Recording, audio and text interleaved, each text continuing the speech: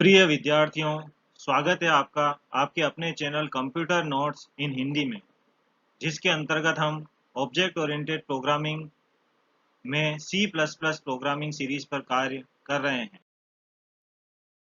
Lecture 6 operators in C plus plus. Different types of operators. C plus plus में विभिन्न प्रकार के operators काम में लाए जाते हैं। कुछ सी वाले ऑपरेटर हैं और कुछ नए ऑपरेटर सी प्लस प्लस में इंट्रोड्यूस किए गए हैं। ये सभी ऑपरेटर निम्नानुसार हैं: अरिथमेटिक ऑपरेटर्स, गणित संबंधी गणनाओं हेतु; रिलेशनल ऑपरेटर्स, रिलेशनशिप हेतु; लॉजिकल ऑपरेटर्स, ट्रू फॉल्स पता लगाने हेतु; असाइनमेंट ऑपरेटर्स, वैल्यू असाइन करने हेतु; इंक्रीमेंट डिक्रीमेंट ऑपरेटर, वैल्यू को एक से बढ़ाने या घटाने हेतु; कंडीशनल ऑपरेटर्स, इफ एल्स के सब्स्टिट्यूट के रूप में; memory D referencing operators, memory संबंधित कार्यों हेतु; मेंबर एक्सेस ऑपरेटर, क्लास या स्ट्रक्चर के मेंबर्स को एक्सेस करने के लिए; स्कोप रिजोल्यूशन ऑपरेटर, स्कोप को डिफाइन करने के लिए; इनहेरिटेंस ऑपरेटर, इनहेरिटेंस हेतु। Arithmetic operators. ये ऑपरेटर्स गणित संबंधित गणनाओं जैसे जोड़, बाकी, गुणा, भाग आदि के लिए इस्तेमाल किए जाते हैं। प्लस सिंबल एडिशन के लिए, माइनस सब्ट्रैक्शन हेतु, स्टार सिंबल मल्टीप्लिकेशन के लिए और ऑब्लिक सिंबल डिवीजन के लिए काम में लाया जाता है। ये अपने लेफ्ट व राइट दोनों तरफ के वैल्यूज पर ये गणना करते हैं। ये वैल्यूज जिस पर ऑपरेटर गणना करते हैं उन्हें ऑपरेंड कहा जाता है। उदाहरण के लिए 3 + 4, यहाँ प्लस एडिशन का काम कर रहा है। 3 व 4 दो ऑपरेंड हैं जिन्हें ये जोड़ करके रिजल्ट प्रदान करता है। Relational operators. ये ऑपरेटर्स अपने दोनों तरफ की वैल्यू के बीच का रिलेशन पता लगाने हेतु काम में लाया जाता है। Less than symbol, greater than, less than equal to, greater than equal to और नॉट इक्वल टू, ये प्रमुख रिलेशनल ऑपरेटर्स हैं। ये ऑपरेटर दो क्वांटिटीज पर काम करते हैं, अतः यह भी बाइनरी ऑपरेटर हैं। यदि बताया गया रिलेशन सही है तो ये ट्रू वैल्यू रिटर्न करते हैं, और सिंबल द्वारा बताया गया रिलेशन गलत है तो ये फॉल्स वैल्यू रिटर्न करते हैं। ट्रू के लिए 1 और फॉल्स के लिए 0 का इस्तेमाल किया जाता है। Logical operators. ये ऑपरेटर्स अपने दोनों तरफ के एक्सप्रेशंस को चेक करके रिजल्ट प्रदान करते हैं। सी प्लस प्लस स्टेटमेंट के पार्ट्स को एक्सप्रेशन कहा जाता है। उदाहरण के लिए C = A + B सेमीकोलन, यह C++ का एक स्टेटमेंट है जिसमें A + B एक एक्सप्रेशन है। लॉजिकल एंड, लॉजिकल और लॉजिकल नोट, ये तीन ऑपरेटर्स लॉजिकल ऑपरेटर्स होते हैं। लॉजिकल एंड ऑपरेटर दोनों एक्सप्रेशंस में से एक भी फॉल्स होने पर रिजल्ट हमेशा फॉल्स रिटर्न करता है। लॉजिकल और ऑपरेटर एक भी एक्सप्रेशन ट्रू होने पर हमेशा ट्रू रिजल्ट रिटर्न करता है।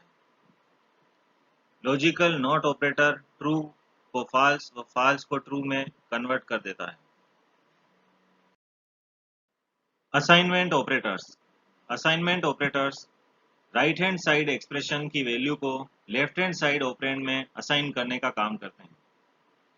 सिंपल असाइनमेंट ऑपरेटर के अलावा plus equal to, minus equal to, multiplication equal to और स्लैश इक्वल टू भी काम में लाए जाते हैं। ये अरिथमेटिक ऑपरेशन करने के पश्चात वैल्यू को लेफ्ट हैंड साइड ऑपरेंड में असाइन करते हैं। Increment decrement operator. ये ऑपरेटर वैल्यू को एक से बढ़ाकर या घटाकर रिजल्ट प्रदान करते हैं। ये केवल एक ही ऑपरेंड पर काम करते हैं, इसलिए यूनारी ऑपरेटर भी कहलाते हैं। प्लस प्लस सिंबल इंक्रीमेंट के लिए और माइनस माइनस सिंबल डिक्रीमेंट के लिए काम में लाया जाता है। दोनों ही प्रकार के ऑपरेटर प्री व पोस्ट दो प्रकार से काम में लाए जा सकते हैं। यदि प्री के रूप में काम में लाते हैं, अर्थात ऑपरेंड से पहले इन्हें लगाया जाता है, तो वे ऑपरेंड की वैल्यू को पहले बदलते हैं, उसके बाद असाइन करते हैं या रिटर्न करते हैं। प्री के साथ ही पोस्ट तरीके से भी इन्हें काम में लाया जा सकता है। पोस्ट में ऑपरेंड के बाद इन ऑपरेटर को लगाते हैं, जैसे c equal to a plus plus. यहाँ a के बाद में प्लस प्लस आया है, अर्थात ये ऑपरेंड a की वैल्यू को पहले असाइन कर देंगे c में और उसके बाद उसकी वैल्यू को प्लस करेंगे 1 से। दोनों ही ऑपरेटर इंक्रीमेंट या डिक्रीमेंट को प्री व पोस्ट दोनों तरीके से काम में लाया जा सकता है। कंडीशनल ऑपरेटर, यह ऑपरेटर इफ एल्स के सब्स्टिट्यूट के रूप में काम में लाया जा सकता है। सिंपल इफ एल्स में इफ के बाद में कंडीशन चेक की जाती है, उसी प्रकार कंडीशनल ऑपरेटर में भी क्वेश्चन मार्क से पहले कंडीशनल स्टेटमेंट लिखा जाता है। अगर कंडीशन के बाद में यदि वैल्यू ट्रू है तो क्वेश्चन मार्क के बाद वह ट्रू वाला पार्ट आता है, और यदि कंडीशन फॉल्स है तो कोलन के बाद में फॉल्स वाला पार्ट लिखा जाता है। उदाहरण के लिए r is equal to 4 greater than 3 यदि कोई कंडीशन है तो उसके बाद क्वेश्चन मार्क का निशान लगाया है, और यदि ऐसा सही है तो 8 रिजल्ट रिटर्न करेगा, अन्यथा 6 रिजल्ट रिटर्न करेगा। यहाँ यह कंडीशन सही है, 4 3 से बड़ा होता है, अतः प्राप्त रिजल्ट 8 होगा। यह ऑपरेटर 3 ऑपरेंड पर काम करता है, अतः इसे टर्नरी ऑपरेटर भी कहा जाता है।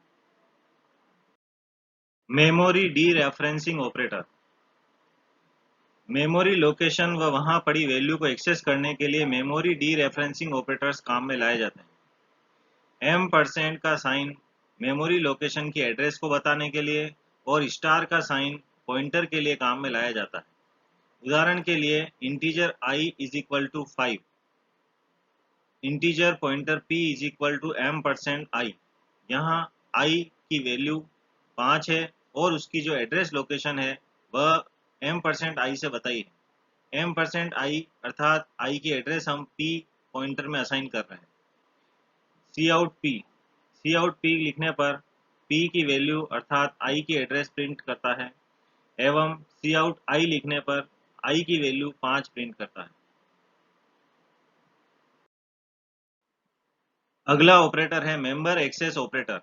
ऑब्जेक्ट ओरिएंटेड प्रोग्रामिंग में किसी भी क्लास के अंदर डेटा व फंक्शन मेंबर्स होते हैं। क्लास के डेटा व फंक्शंस को ऑब्जेक्ट बनाकर एक्सेस किया जाता है। यदि हम ऑब्जेक्ट के नाम से क्लास के डेटा व फंक्शन मेंबर को एक्सेस करना चाहते हैं तो डॉट ऑपरेटर, और यदि ऑब्जेक्ट के पॉइंटर की मदद से डेटा व फंक्शन मेंबर एक्सेस करना चाहते हैं तो एरो ऑपरेटर काम में लाते हैं। उदाहरण के लिए b1 डॉट डिस्प्ले, यहाँ b1 बुक क्लास का एक ऑब्जेक्ट है, अतः b1 ऑब्जेक्ट के नाम से यदि हम डिस्प्ले फंक्शन कॉल कर रहे हैं तो b1 और डिस्प्ले के बीच डॉट ऑपरेटर का इस्तेमाल किया है। इसी प्रकार से b1 डॉट नेम लिख करके हम डेटा मेंबर को भी एक्सेस कर सकते हैं। पॉइंटर यदि p हमने बनाया है बुक क्लास b1 के लिए या b2 ऑब्जेक्ट के लिए, तो उसकी मदद से मेंबर को एक्सेस करने के लिए p एरो ऑपरेटर नेम या p arrow operator display function काम में लिया गया है। Scope resolution operator, double colon का साइन, यह ऑपरेटर स्कोप को रिजोल्व करने के लिए काम में लाते हैं। उदाहरण के लिए यदि किन्हीं दो ऑब्जेक्ट्स या दो क्लास के अंदर समान नाम का फंक्शन है, जैसे कि डिस्प्ले फंक्शन यदि दो अलग अलग क्लास में आता है, तो हम कौन सी क्लास के डिस्प्ले फंक्शन की बात कर रहे हैं यह बताने के लिए क्लास का नाम, स्कोप रिजोल्यूशन और फिर डिस्प्ले लिखा जाता है, जिससे कोई कंफ्यूजन नहीं रहता। कई बार लोकल व ग्लोबल वेरिएबल में अंतर बताने के लिए भी स्कोप रिजोल्यूशन काम में लाया जाता है, जैसे स्कोप रिजोल्यूशन XYZ बराबर 10। यहाँ XYZ स्कोप रिजोल्यूशन के साथ काम में लिया गया है, अर्थात यह ग्लोबल वेरिएबल को बता रहा है। फिर हमने XYZ बराबर 20 लिखा है, यह XYZ बिना स्कोप रिजोल्यूशन के आ रहा है, अर्थात यह लोकल वेरिएबल को दर्शाता है। इनहेरिटेंस ऑपरेटर, C++ में बेस व डिराइव क्लास के रिलेशनशिप को बताने के लिए इस ऑपरेटर का इस्तेमाल किया जाता है। कोलन डिराइव क्लास के नाम के बाद लगाया जाता है और उसके बाद फिर बेस क्लास का नाम लिखा जाता है, जिससे बेस व डिराइव क्लास के बीच एक रिलेशनशिप स्थापित होता है, जिसे इनहेरिटेंस कहते हैं। उदाहरण के लिए class derived colon public base, यहाँ कोलन डिराइव व बेस क्लास के नाम के बीच आ रहा है, यह इनहेरिटेंस रिलेशनशिप को बता रहा है। Thanks for watching. विद्यार्थियों, आज के इस लेक्चर में हमने C++ के विभिन्न ऑपरेटर्स जिनका हम प्रोग्रामिंग में इस्तेमाल करेंगे उन्हें समझने का प्रयास किया। अगले वीडियो लेक्चर में हम C++ के अंदर किस प्रकार से प्रोग्राम बनाए जाते हैं उनको समझने का प्रयास करेंगे एवं बेसिक प्रोग्रामिंग स्ट्रक्चर्स के अंदर कुछ प्रोग्राम बनाकर देखेंगे। तब तक के लिए धन्यवाद।